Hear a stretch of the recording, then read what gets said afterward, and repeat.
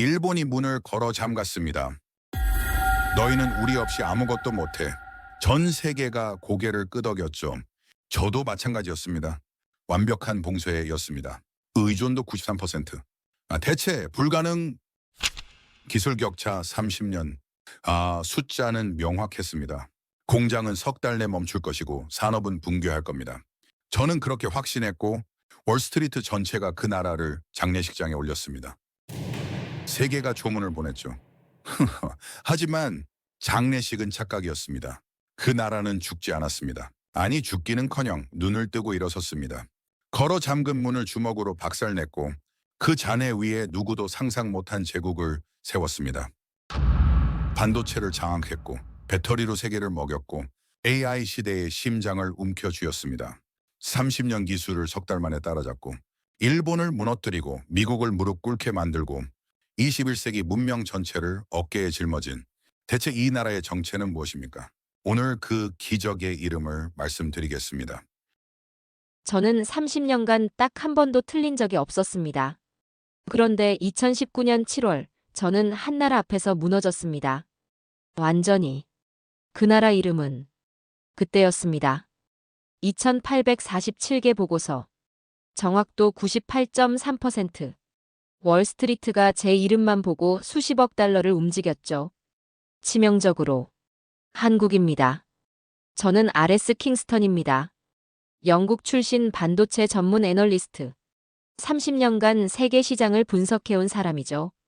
제 서명 하나면 수십억 달러가 움직였습니다. 하지만 한국은 제 모든 공식을 산산조각 냈습니다. 그날도 평범하게 시작됐습니다. 2019년 7월 4일 새벽 5시 뉴욕 맨해튼 사무실. 저는 차가운 유리창 너머로 아직 잠든 도시를 내려다보고 있었습니다. 커피는 식어 있었죠. 하지만 제 머릿속은 뜨겁게 돌아가고 있었습니다. 반도체 시장 분석. 도쿄에서 날아온 이메일 한 통이 제 모니터를 가득 채웠습니다. 일본 소재 기업 고위 임원의 발언이었죠.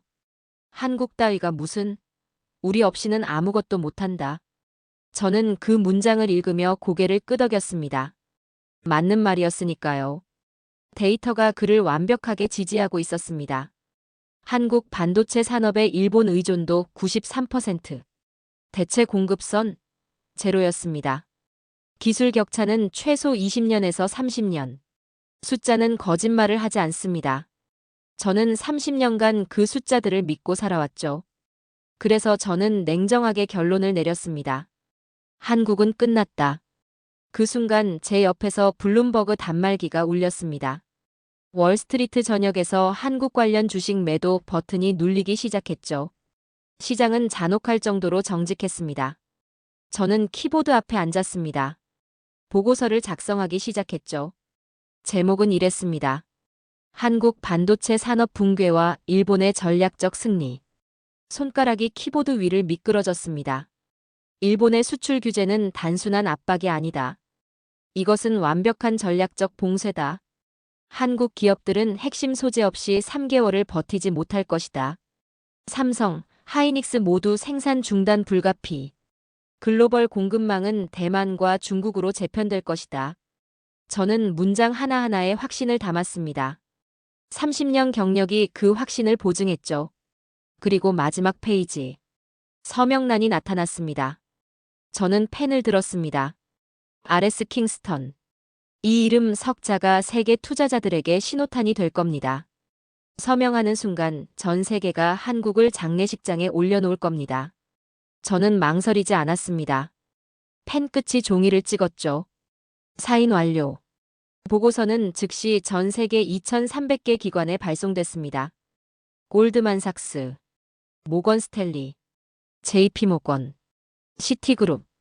30분 뒤 서울 증시가 열리는 순간 한국 반도체 주가는 폭락하기 시작했습니다. 저는 그 광경을 보며 조용히 커피를 마셨습니다. 예상대로였으니까요. 시장은 제 분석을 신뢰했고 한국은 무너지고 있었습니다. 그런데 제가 그때 몰랐던 게 하나 있었습니다. 장례식을 치른 줄 알았던 그 나라가 지하에서 움직이기 시작하고 있었다는 걸. 그리고 그 움직임이 제 경력 30년을 통째로 뒤집어 놓을 거라는 걸요. 2주가 지났습니다. 데이터가 이상했습니다. 저는 새벽마다 한국 반도체 공장의 가동률을 체크했죠. 일본이 소재 수출을 막은 지 2주. 재고는 바닥났어야 했습니다. 공장은 멈춰야 했습니다. 그런데 삼성 화성 공장 가동률 98%, 하이닉스 이천 공장 가동률 97%. 멈추지 않았습니다. 저는 모니터를 몇 번이나 새로 고침했습니다. 오류인가 싶었죠. 하지만 숫자는 변하지 않았습니다. 도대체 어떻게 된 겁니까?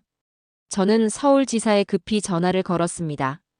재고 소진 시점 다시 계산해. 뭔가 틀렸어.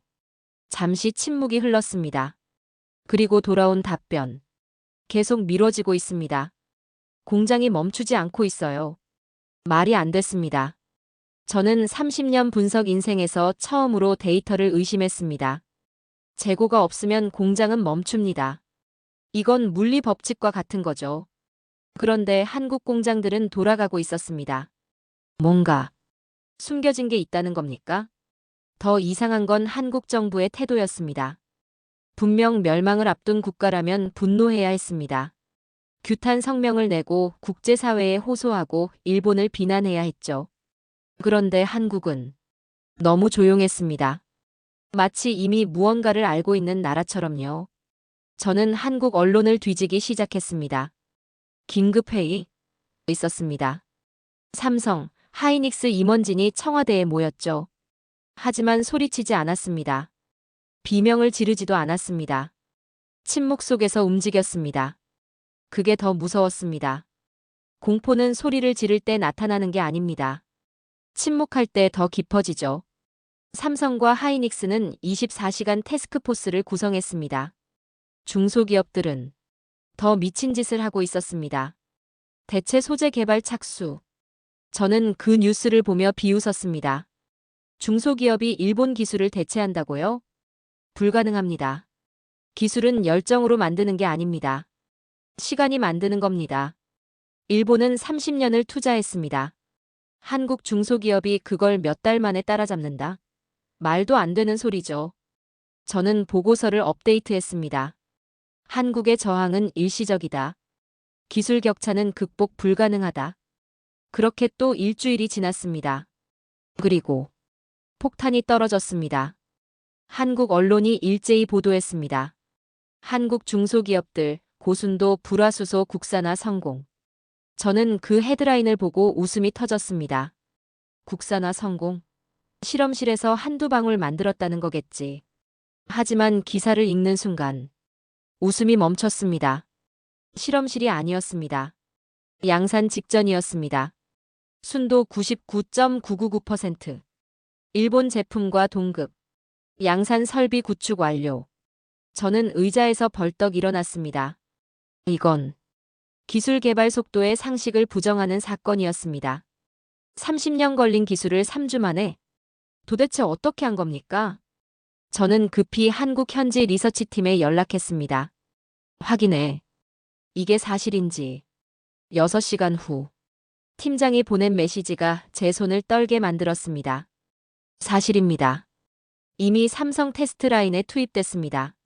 수율 문제 없습니다. 저는 그 순간 머리를 감싸쥐었습니다. 이건 뭡니까? 한국은 죽어가야 했습니다. 무너져야 했습니다. 제 보고서대로 붕괴해야 했죠. 그런데 공장은 돌아가고 기술은 개발되고 정부는 침묵하고 있었습니다. 일본은 여전히 웃고 있었습니다. 한국은 여전히 조용했습니다. 그리고 저는 처음으로 두려워졌습니다. 왜 조용한 겁니까? 왜 분노하지 않는 겁니까? 왜 공장이 멈추지 않는 겁니까? 한 가지 가능성이 떠올랐습니다. 그건 제가 30년 동안 분석하면서 단 한 번도 쓴 적 없는 문장이었습니다. 내가 틀린 걸까? 그 질문이 제 머릿속을 파고들기 시작했습니다. 딱 3개월이 지났을 때 세계가 뒤집혔습니다. 그날 아침 저는 평소처럼 글로벌 뉴스를 체크하고 있었습니다.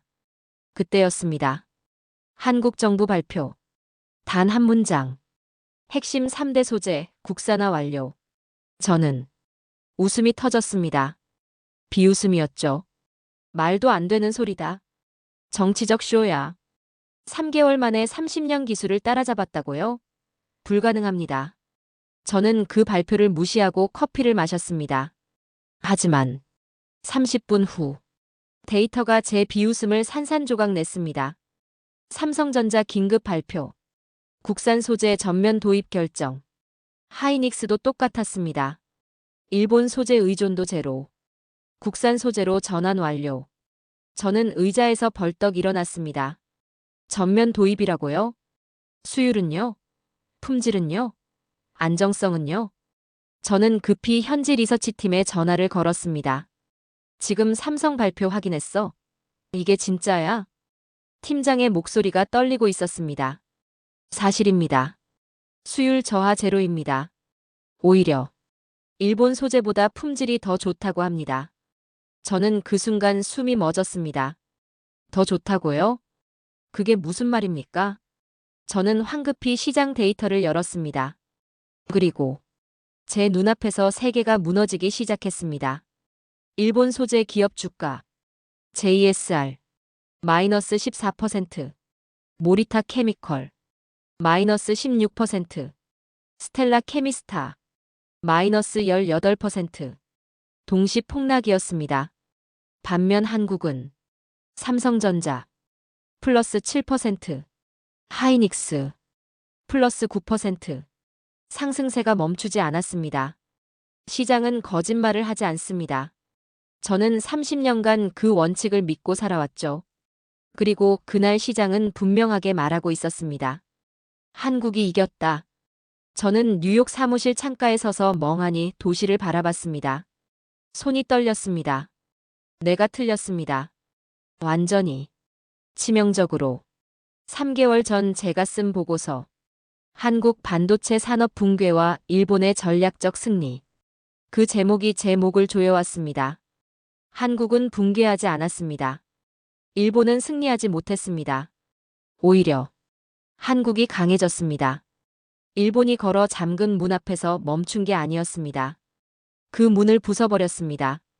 그리고 그 잔해 위에 새로운 산업을 세우고 있었죠. 저는 그날 밤 사무실을 나서지 못했습니다. 책상 앞에 앉아 한국 관련 모든 자료를 다시 읽었습니다. 정부 발표문, 기업 보도자료, 시장 데이터.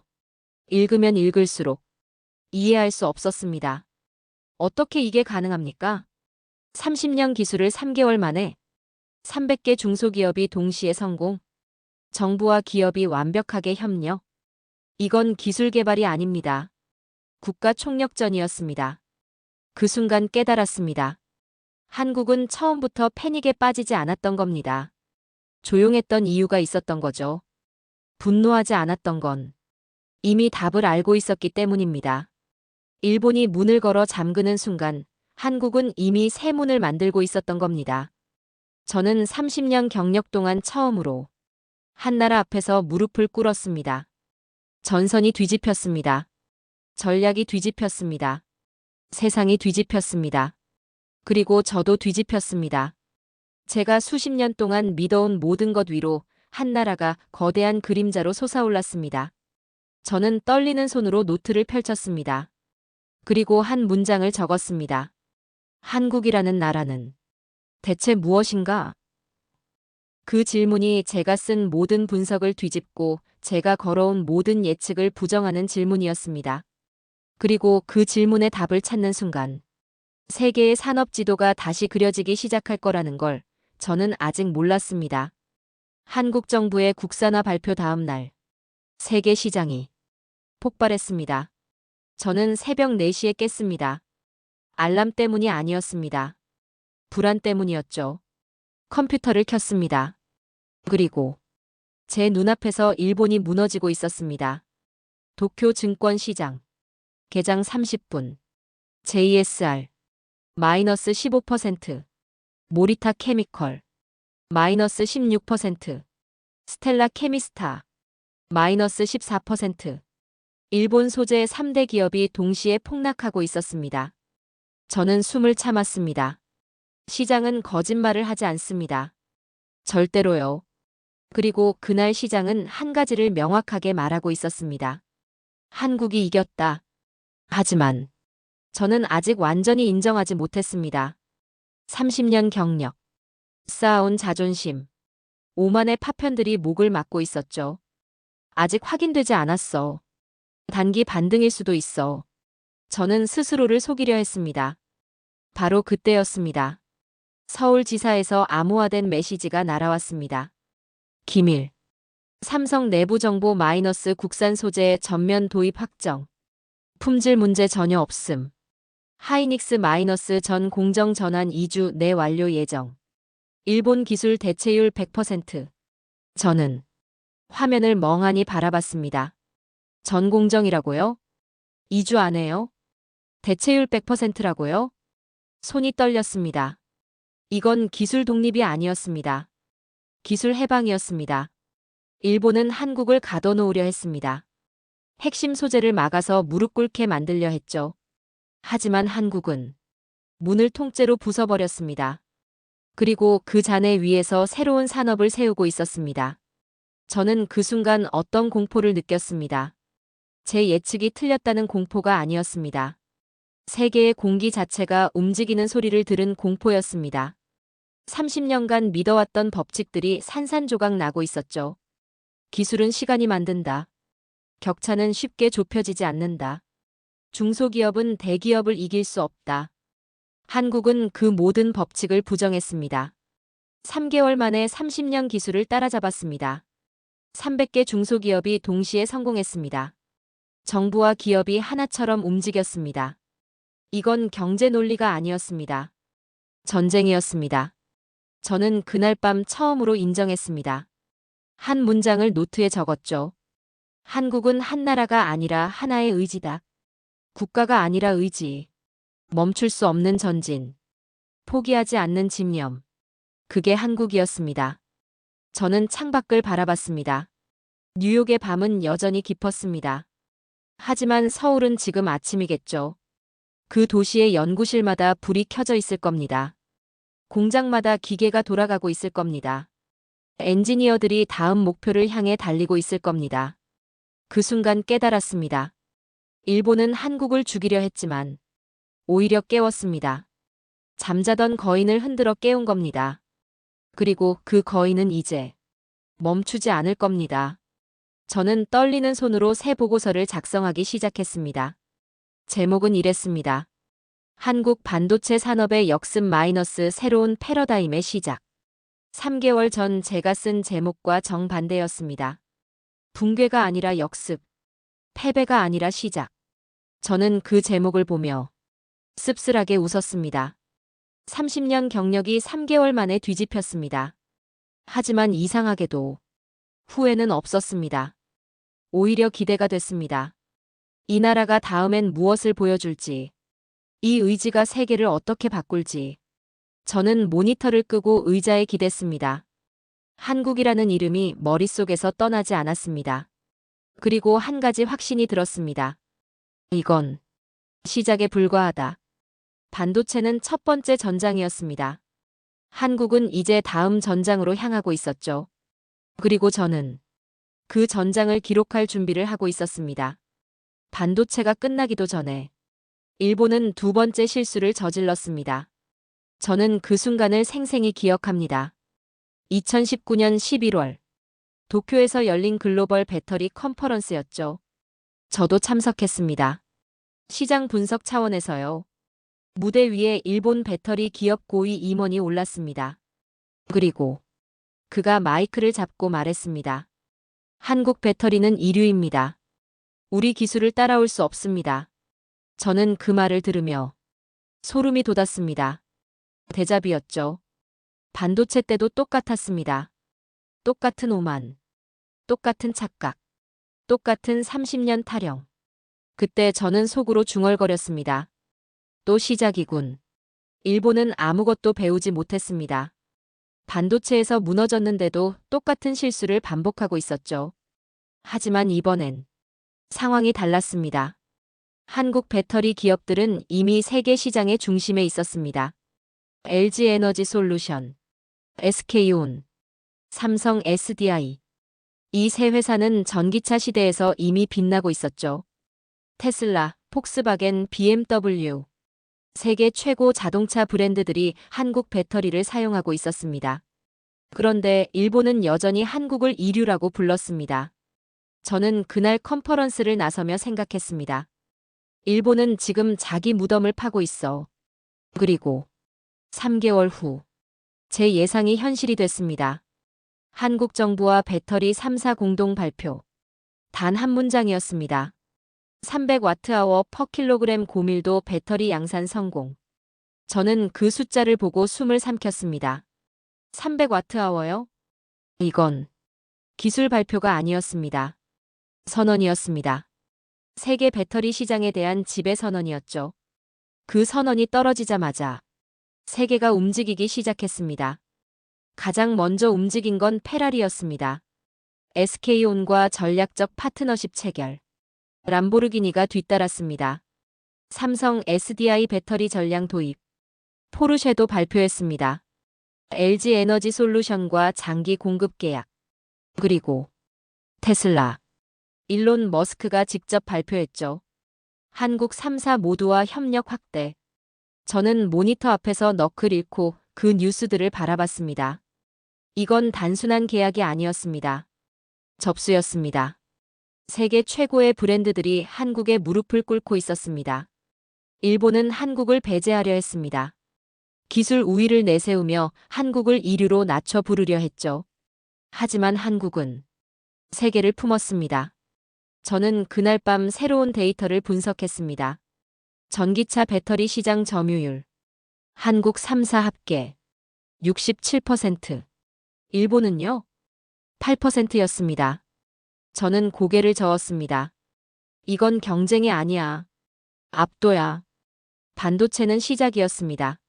한국이 할 수 있다는 걸 증명한 첫 번째 증거였죠. 배터리는 확인이었습니다. 한국의 힘이 우연이 아니라는 두 번째 증거였습니다. 저는 노트를 펼쳤습니다. 그리고 한 문장을 적었습니다. 한국의 힘은 기술이 아니다. 속도다. 그 속도 뒤에는 무엇이 있습니까? 집중입니다. 집념입니다. 그리고 절대 포기하지 않는 집단적 의지입니다. 일본은 개별 기업들이 따로 움직였습니다. 한국은 국가 전체가 하나처럼 움직였습니다. 정부가 방향을 제시하면 기업이 실행했습니다. 대기업이 길을 열면 중소기업이 뒤따랐습니다. 연구소가 기술을 만들면 공장이 즉시 양산했습니다. 이게 한국의 무기였습니다. 완벽한 동기화. 저는 창밖을 바라봤습니다. 뉴욕의 하늘은 흐렸습니다. 하지만 서울의 하늘은 지금 맑을 겁니다. 그 하늘 아래에서 한국은 이미 다음 목표를 향해 달리고 있을 겁니다. 반도체를 넘었습니다. 배터리를 장악했습니다. 그럼 다음은 무엇입니까? 저는 한국이 향하는 방향을 알고 있었습니다. 인공지능, 로봇, 미래 산업 전체, 그리고 그 미래를 만드는 핵심 부품들을 한국이 쥐고 있었습니다. 저는 떨리는 손으로 키보드를 두드렸습니다. 새 보고서 제목. 한국 배터리 산업의 완전한 승리 마이너스 그리고 다음 전장. 저는 더 이상 한국을 의심하지 않았습니다. 이제는 세계가 어떻게 반응할지를 지켜보고 있었습니다. AI 시대가 열리면 세상이 바뀔 거라고 누구나 말했습니다. 하지만 저는 그때 몰랐습니다. 규칙이 바뀌는 게 아니라 판 자체가 뒤집힌다는 걸요. 2023년 초 챗GPT가 세상을 뒤흔들었습니다. 그리고 전 세계가 AI 칩 경쟁에 뛰어들었죠. 엔비디아, AMD, 인텔. 미국 기업들이 시장을 주도하는 것처럼 보였습니다. 저도 그렇게 생각했습니다. 처음에는요. 하지만 데이터를 파고들수록 이상한 패턴이 보이기 시작했습니다. 엔비디아 H100, H200. 세계 최고의 AI 칩이죠. 그 칩의 핵심 부품은 무엇입니까? HBM, 하이밴드위스 메모리, 초고속 메모리였습니다. 그리고 그 HBM을 누가 만듭니까? 저는 공급망 데이터를 열었습니다.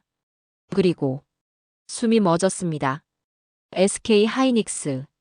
시장 점유율 53%. 절반이 넘었습니다. 삼성까지 합치면 85%였죠. AI의 심장을 한국이 쥐고 있었습니다. 저는 더 깊이 파고들었습니다. 엔비디아 H100, H200, 한국 HBM, AMD MI300, 한국 HBM, 구글 TPU, 한국 HBM, 마이크로소프트, 메타, 아마존, 빅테크 전부가 한국 메모리 없이는 작동하지 않았습니다. 저는 그 순간 한 문장을 노트에 적었습니다. AI의 피는 한국의 손에서 흐른다. 과장이 아니었습니다. 사실이었죠. 세계가 AI를 외치고 있었지만 그 AI를 움직이는 핵심은 한국이 장악하고 있었습니다. 하지만 진짜 충격은 그 다음이었습니다. 로봇 시대였습니다. 2024년 중반 테슬라가 옵티머스 로봇을 공개했습니다. 보스턴 다이내믹스는 아틀라스를 선보였죠. 중국의 휴머노이드 기업들도 쏟아져 나왔습니다.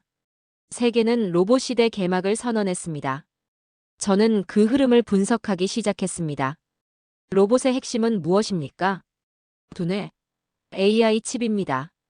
그럼 그 칩을 움직이는 건요? 배터리입니다. 저는 손이 떨렸습니다. 배터리는 한국이 장악했습니다. 휴머노이드 로봇, 산업용 로봇, 서비스 로봇, 드론, 자율주행차. 모든 로봇의 심장엔 배터리가 들어갔습니다. 그 배터리를 누가 만듭니까? 한국. 그리고 한국. LG 에너지 솔루션, SK온, 삼성 SDI. 세계 로봇 기업들이 줄을 서서 한국 배터리를 기다리고 있었습니다. 저는 데이터를 바라보며 목소리조차 나오지 않았습니다.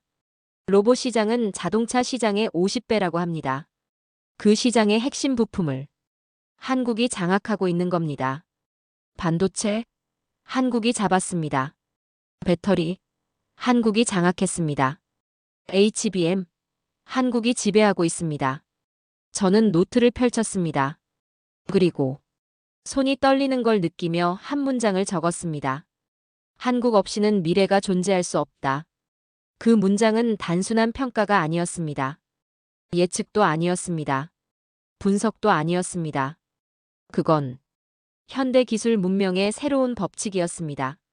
30년 전만 해도 한국은 기술을 배우는 나라였습니다.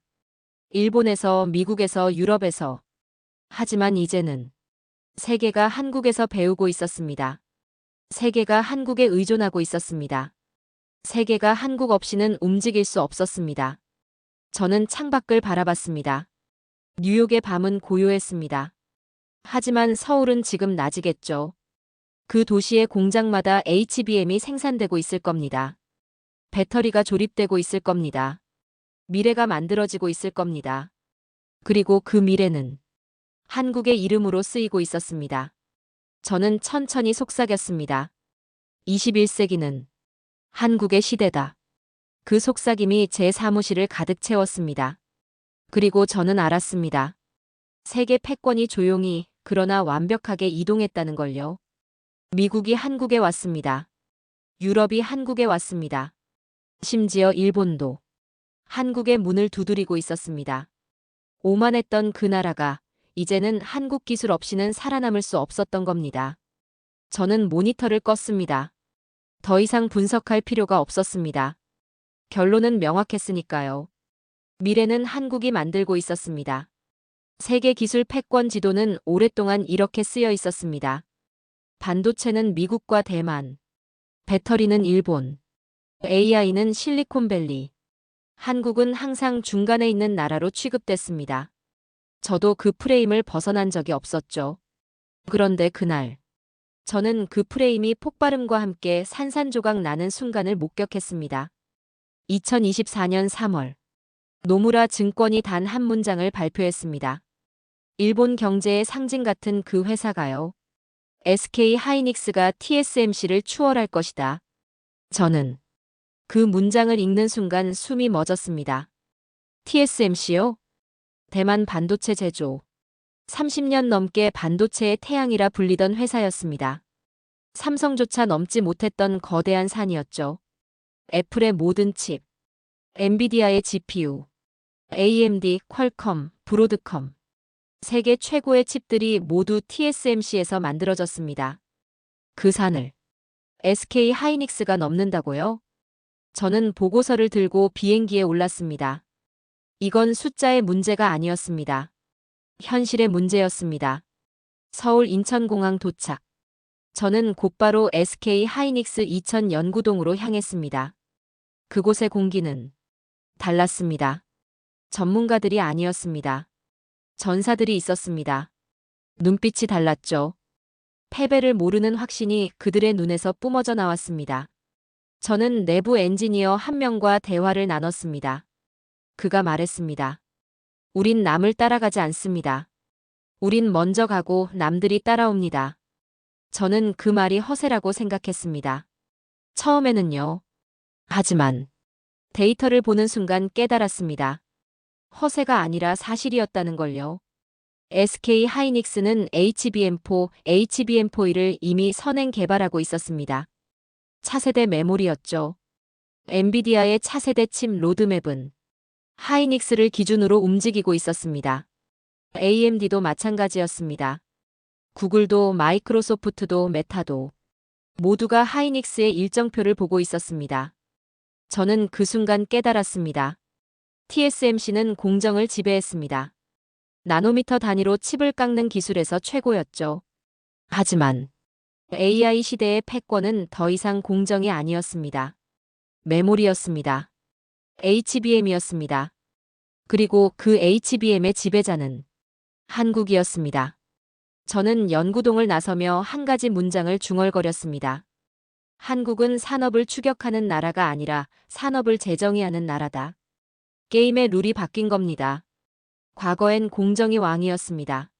하지만 AI 시대엔 메모리가 왕이었죠. 그리고 한국은 그 왕좌에 이미 앉아 있었습니다. 저는 호텔로 돌아와 밤새 데이터를 분석했습니다. HBM 시장 점유율. SK 하이닉스 53%, 삼성 32%, 한국 합계 85%, 나머지 15%는 미국 마이크론이었습니다. 일본은요? 없었습니다. 유럽은요? 없었습니다. 대만은요? 없었습니다. AI 시대의 핵심 부품을 한국이 독점하고 있었습니다. 저는 노트에 한 문장을 적었습니다.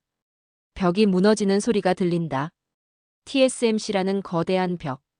30년간 무너지지 않던 그 벽이 조용히 균열되고 있었습니다. 패권이 뒤집히는 소리가 들렸습니다. 세상이 뒤집히는 소리가 들렸습니다.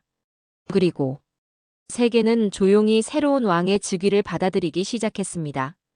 엔비디아 CEO 젠슨 황이 서울을 방문했습니다. AMD CEO 리사수도 왔습니다. 인텔, 퀄컴, 브로드컴, 실리콘밸리의 거인들이 줄을 서서 한국에 왔습니다. 과거엔 한국이 미국에 갔습니다. 기술을 배우러, 부품을 사러, 협력을 구하러. 하지만 이제는 미국이 한국에 왔습니다. 저는 그 장면을 보며 떨렸습니다. 30년 애널리스트 인생에서 이런 전환을 본 적이 없었습니다. 패권은 전쟁으로 바뀌는 게 아니었습니다. 기술로 바뀌는 겁니다. 조용히, 그러나 완벽하게. 한국은 그 전환을 만들어냈습니다. 반도체로 시작했습니다. 배터리로 확장했습니다. HBM으로 정점을 찍었습니다. 그리고 이제 세계는 한국 없이 미래를 만들 수 없었습니다. 저는 창밖을 바라봤습니다. 서울의 밤은 불빛으로 가득했습니다. 그 불빛 하나하나가 미래를 만들고 있었습니다. 저는 천천히 속삭였습니다. 21세기 반도체 패권은 한국의 이름으로 기록될 것이다. 그 속삭임이 방 안을 채웠습니다. 그리고 저는 알았습니다. 더 이상 TSMC의 시대가 아니라는 걸요. 한국의 시대가 시작됐다는 걸요. 세계는 어느 순간 한국을 선택하는 것이 아니라 의존하기 시작했습니다. 저는 그 변화를 매일 목격했습니다. 2024년 말부터 2025년 초 제 사무실로 쏟아지는 보고서마다 같은 패턴이 반복됐죠. 미국 정부 발표. AI 인프라 구축의 핵심 파트너로 한국 지정. 유럽연합 발표. 한국 기업들의 배터리, 반도체 패키징 대거 허가. 인도 정부 발표. 한국형 산업 클러스터를 국가 상위 계획으로 채택. 아프리카와 남미는요? 한국 기술학교를 세우고 K공정을 도입하고 K로봇을 받아들이는 경쟁을 벌이고 있었습니다. 그리고 일본까지. 과거 그토록 오만했던 그 나라마저 한국과의 협력 없이는 미래 기술 전략이 불가능해졌습니다. 저는 세계 지도를 펼쳐놓고 국가들의 의존 경로를 표시했습니다. 빨간 선을 그었죠. 미국에서 한국으로, 유럽에서 한국으로, 인도에서 한국으로, 중동에서 한국으로, 남미에서 한국으로, 아프리카에서 한국으로, 모든 선이 한국으로 향하고 있었습니다. 저는 그 지도를 보며 손이 떨렸습니다. 미국은 HBM 없이 AI를 만들 수 없었습니다. 유럽은 한국 배터리 없이 전기차를 굴릴 수 없었습니다.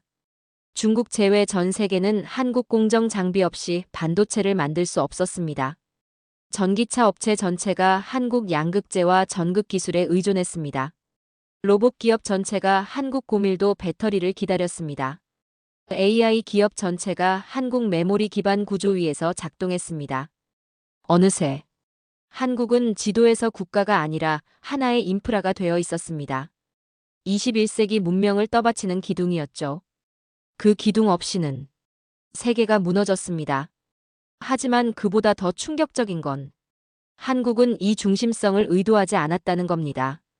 저는 서울에서 열린 글로벌 반도체 포럼에 참석했습니다. 삼성, 하이닉스 대표들이 무대에 올랐죠. 기자들이 질문했습니다. 한국이 세계 기술 패권의 중심이 된 소감이 어떻습니까? 그들의 답변은 담백했습니다. 우린 우리가 할 일을 했을 뿐입니다. 오만한 승리 선언이 없었습니다. 자랑스럽다며 소리치지도 않았습니다. 승리를 자축하며 춤추지도 않았습니다. 그저 다음 목표를 향해 걸어갈 뿐이었죠. 저는 그 담백함이 더 무서웠습니다. 승리를 아는 나라는 강합니다. 하지만 승리를 당연히 여기지 않는 나라는 멈추지 않습니다. 일본은 승리를 확신했습니다. 그래서 오만해졌고 무너졌습니다. 미국은 패권을 당연시했습니다. 그래서 안주했고 따라잡혔습니다. 하지만 한국은 여전히 배고팠습니다. 여전히 달렸습니다. 여전히 다음을 준비하고 있었습니다. 그 멈추지 않는 진격이 세계 질서를 새로 그리기 시작했습니다. 저는 노트를 펼쳤습니다. 그리고 30년 애널리스트 인생의 마지막 보고서를 작성하기 시작했습니다. 제목은 이랬습니다. 21세기 기술 문명의 중심 마이너스 한국. 손가락이 키보드 위를 미끄러졌습니다. 나는 이 나라를 처음에 오해했다. 한국은 작은 나라였다. 역사적 피해가 많았고 주변 강대국들 사이에서 흔들릴 수밖에 없는 나라였다. 그러나 지금 나는 안다. 한국은 더 이상 국가가 아니다. 현대 문명의 중심 질량이다. AI, 배터리, 로봇, 반도체. 미래라는 이름의 거대한 톱니바퀴는 한국에서 출발해 전 세계를 움직인다.